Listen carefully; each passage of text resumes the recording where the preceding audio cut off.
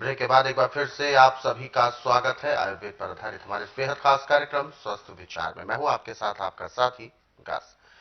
दर्शकों, स्वस्थ विचार कार्यक्रम एकमात्र ऐसा कार्यक्रम है जो आपके लिए संपूर्ण स्वास्थ्य का पिटारा लेकर आता है, या यूं समझे कि स्वास्थ्य की कुंजी आप तक पहुंचाई जाती है। इसमें बहुत सारे नुस्खे होते हैं, बहुत सारे उपचार होते हैं। रोजाना हर एक विषय पर चर्चा की जाती है, यानी नए नए अध्यायों पर आपको बताया जाता है कि कौन सी बीमारी आपको हो सकती है यदि आप क्या कुछ लापरवाहियां करेंगे। प्रत्येक बीमारी को लेकर बारीकी से विश्लेषण किया जाता है, उसके नुकसान समझाए जाते हैं और वो होता किस वजह से है उसके कारण भी आपको समझाए जाते हैं, ताकि आप भविष्य में भी उन लापरवाहियों को बिल्कुल ना करें, सचेत रहें, सावधान रहें और अपने रोगों से अपने आप को बचाए रख सकें। इन्हीं सब विषयों पर चर्चा होती है और खास तौर पर आपसे हम अनुरोध भी करते हैं कि जिस शिक्षार्थी की तरह एक पाठशाला की भांति एक शिक्षार्थी अपनी पाठशाला में बैठता है, उसी पाठशाला के तरह आप इस कार्यक्रम में भी बैठें और इस कार्यक्रम में जो भी नुस्खे उपचार आपको बताए जाए उनको ध्यानपूर्वक सुने, समझें और उसे अपने जहन में उतारने का प्रयास करें। इसीलिए हम अक्सर बोलते हैं आपको कि जब भी आप इस कार्यक्रम को देखने बैठते हैं तो कॉपी और पेन जरूर लेकर बैठा करें। जो भी नुस्खे उपचार आपको बताए जाए उनको आप लिख जरूर लिया करें। तो आगे बढ़ते हैं और शुरू करते हैं आज के एक मुख्य विषय पर चर्चा। गुरुजी, हमारे शरीर के जितने भी अंग होते हैं, हर एक अंग अपने आप में महत्वपूर्ण भूमिका निभाता है। हालांकि जो शरीर के अंग होते हैं वो शरीर के अंदर ही होते हैं, किसी प्रकार का नुकसान होने की कोई संभावना होती नहीं है। लेकिन अमूमन आज के इस दौर में देखा जा रहा है किडनी के जो रोग हैं वो बहुतायत में बढ़ते ही जा रहे हैं। अधिकतर पेशेंट्स हॉस्पिटल्स में भी अगर देखते हैं तो अधिकतर पेशेंट्स किडनी के पाए जाते हैं।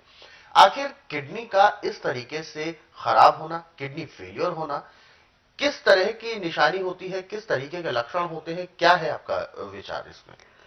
देखिए, किडनी खराब होने का मुख्य कारण है आपकी जीभ का टेस्ट। अच्छा। जब आप मैदे की चीजें, तली हुई चीजें, सूखी चीजें ज्यादा खाते हैं, पानी कम पीते हैं, तो लीवर उसको पचाता नहीं, पैंक्री इंसुलिन नहीं बनाती, पित्ते में तेजाब बढ़ता, वो खाया पिया पेट में सड़ता है। अब सड़ा हुआ किडनी के ऊपर जाके ऐसे बैठता है जैसे खड़े पानी में काई जमती है। अब जब आपकी किडनी उसको साफ नहीं करेगी तो पेट में जाके पानी भरना शुरू हो जाता है, रुक जाता है और डॉक्टर तो डायलिस करना शुरू कर देते हैं। बिल्कुल। पेशाब आना उसका बिल्कुल बंद हो जाता है, पेट भी अच्छा साफ नहीं होता। और इस रोग की सबसे ज्यादा जिम्मेदारी जो है वो है जीभ के ऊपर। जितना आप जीभ को टेस्ट ज्यादा देंगे उतना ही ज्यादा नुकसान होगा किडनी का। छना हुआ आटा, धुली हुई दालें, छीली हुई सब्जियां, सूखी सब्जियां, paratha, bread, biscuit, burger, pizza, fridge की रखी चीजें, ये किडनी को ऐसे अपने ग्रस्त में लेती हैं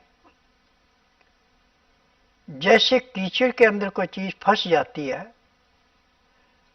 और सूखने पे वो निकलती नहीं है, ऐसे किडनी में से काम करना बंद होता है और किडनी सूखना शुरू हो जाती है। अब मेडिकल में पहले एक बार हफ्ते में डायलिस करते, फिर 2 बार करते, जब तीसरी बार करते तो किडनी खत्म हो जाती है। अब दूसरी भी यदि किडनी किसी की लेके वहां फिट की जाए, वो आपकी निकाल दी जाए, तो भी उसको बचाने के लिए महीने का 15 से 20 हजार रुपये का खर्चा आता जाता आगे। परंतु स्वास्थ्य विचार में जिसको हफ्ते में 2 बार डायलिस होता है, जिस दिन वो आता है उसी दिन डायलिस बंद हो जाता है। मेडिकल साइंस में तो उसको पानी कम देते हैं पीने को और ठोस चीजें और देते हैं जिससे किडनी और ज्यादा खराब हो। जब हम खाना खाने के साथ पानी ठीक ढंग से पीते हैं, 2 गिलास या 3 गिलास पानी पी लेते हैं, परंतु गटागट पानी नहीं पीते। 2-4 गिराई खाना खाया, 2 घुट पानी पिया, और खाना खाने में पानी पीने में पूरा 1 घंटा लगाते हैं। उसके बाद 5 मिनट के लिए वज्रासन बैठते हैं, फिर उठ करके दिन का टाइम है तो 20 मिनट थोड़ी सैर करके 20 मिनट के लिए सब आसन लेटते हैं। 5 मिनट के लिए बाएं साइड करवट लेते हैं, 3 मिनट के लिए दाएं साइड करवट लेके उठते हैं, तो शरीर में किसी के नुकसान होते खा पिया पच जाता है। परंतु जब आप मैदे की चीजें खा रहे हैं, तली हुई चीजें खा रहे हैं, पानी कम पी रहे हैं और पानी ठंडे से ठंडा पी रहे हैं, तो आगे जाके सर्वनाश होता है। और आज पूरे संसार के अंदर किडनी का क्या किसी भी रोग की दवाई नहीं मेडिकल साइंस के पास। जिस अंग में आपको तकलीफ है उसको सुन किया जाता है, रोग काटा नहीं जाता। बिल्कुल। यहाँ पे जिस दिन रोगी आता है डायलिसिस तो उसी दिन बंद हो जाता है, परंतु उसका ठोस खाना बंद कर दिया जाता है, उसको लिक्विड खाना दिया जाता है। और जो दवाई उसको पीने के लिए दी जाती है, एक दवाई है जो कि दिन में आपने 6 बार लेनी है। वो दवाई अंदर जाके लीवर को, पैंक्री को, पित्ते को ऐसे साफ करती है जैसे गर्म पानी में तेजाब डाल के लोहे के जंग को तेजाब साफ करता है, ऐसे वो साफ करती है। और फिर गुर्दे को जाके साफ करती है और गुर्दा काम करना शुरू करता है, रोग कट जाता है जी। अब मेरे पास जितने भी रोगी किडनी के आते हैं जो ईमानदारी से दवाई खाते, कोई भी 1.5-2 महीने से फालतू दवाई नहीं खाता। परंतु जो नखरे करता है, दवाई नहीं खाता और रोटी पे ज्यादा जोर रखता है, वो चाहे साल भी दवाई खाए उसकी किडनी कभी ठीक नहीं होती। और उसको मैं जब दूसरी बार से तीसरी बार दवाई देनी पड़ती है, वो परहेज नहीं करता तो मैं इनकार करता हूँ कि अब दवाई खाने का फायदा कोई नहीं है, क्योंकि आपने जो मैं परहेज बताता हूँ करने नहीं। यदि आदमी 24 घंटे में 3 से 5 लीटर पानी पीता है, परंतु पानी पीता है ऐसे जैसे गर्म दूध चुस्का लेके पीते हैं, और उसमें नींबू का रस या लहसुन प्याज अदरक का रस मिला के पीते हैं, तो मैं तो दावे से कह सकता हूँ कि जब तक आपके शरीर के अंदर सांस है तब तक आपको कभी किसी डॉक्टर हकीम की जरूरत नहीं पड़ेगी, ना कोई रोग होगा। रोग उसी को होता है जो खाना खाते समय पानी नहीं पीता और सुबह खाली पेट पानी पीता है, चाहे गर्म पिए चाहे ठंडा पिए, वो आपके रोग को दिन दुगने रातें चौगुनी बढ़ाता है, घटाता नहीं। क्योंकि मैं नाड़ी वैद्य हूं, मैंने थ्योरियां नहीं पढ़ी, मेरा प्रैक्टिकल है। और मैं बचपन से लेके आज तक अपने शरीर पे प्रैक्टिकल करता हूं किसी भी दवाई का। जो दवाई मेरे शरीर पे माफ आ गई वो तकसीर के अनुसार दूसरे के शरीर पे माफ आती है। और सबसे बड़ी बात यह है कि नाड़ी परीक्षण में पैर के तलुए से सिर के बाल तक की MRI, CT scan, x-ray, ultrasound, ECG, sonography 5 second में हो जाते हैं। फिर उसके बाद जो दवाई दी जाती है, यदि किडनी का मरीज है तो उसको सबसे पहले पेट साफ करने की दवाई दी जाती है। दवाई देने के घंटे 1.5 घंटे के बाद उसको टट्टी पेशाब दोनों खुल के आना शुरू हो जाते हैं। जब उस दवाई को नियम से लेता, परहेज करता है, 15 दिन में उसको 50 से 60% आराम मिल जाता है। 1 महीने में जिसको हफ्ते में 2 बार डायलिसिस होता है, उसका डायलिसिस बंद है, तो पहले दिन बंद हो जाता है। अब डायलिसिस कहाँ से करना जब उसको टट्टी पेशाब ठीक आ रहा है, भूख अच्छी लगना शुरू हो गई, किडनी ठीक होगी। जब वो जाके टेस्ट कराते हो कहते हैं आपके किडनी में तो कुछ नुकसा है ही नहीं। जब उनको उनकी रिपोर्ट दिखाई जाती फिर वो पूछते हैं आपने कहाँ इलाज कराया। जब यहाँ का एड्रेस देते हैं, डॉक्टर फोन करते हैं, तो मैं साफ उनको कहता हूँ देखिए मैं ना तो केमिकल बेचता और ना कोबरे सांप का जहर मरे हुए जानवरों का ढेर चूरा बेचता, मैं तो जड़ी बूटियों से इलाज करता हूँ, मैं तो नाड़ी वैद्य हूँ। बिल्कुल। मुझे 10,000 जड़ी बूटियों की पहचान है जिनसे मैं दवाइयाँ बनाता हूँ, और मेरी अपनी फार्मेसी दवाइयाँ बनाने की, मैं किसी की बड़ी बड़ी दवाइयाँ नहीं बेचता। और मेरी दवाइयों की विशेषता है कि पैर के तलुए से सिर के बाल तक का कोई भी रोग है, हर एक रोग ऐसे समाप्त होता है जैसे जलती अग्नि में पतंगा नष्ट होता है।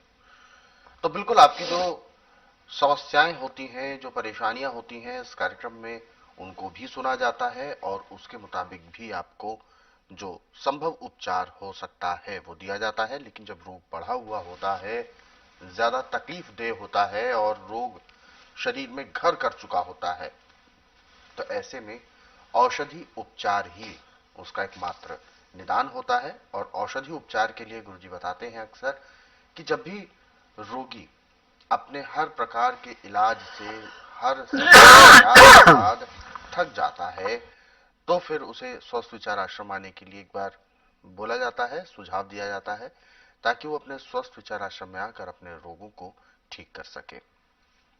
थक हारने के बाद, बिल्कुल ना उम्मीदी होने के बाद यदि आप स्वस्थ विचार आश्रम आते हैं, तब भी उपचार हो सकता है, लेकिन थोड़ा लंबा चलेगा।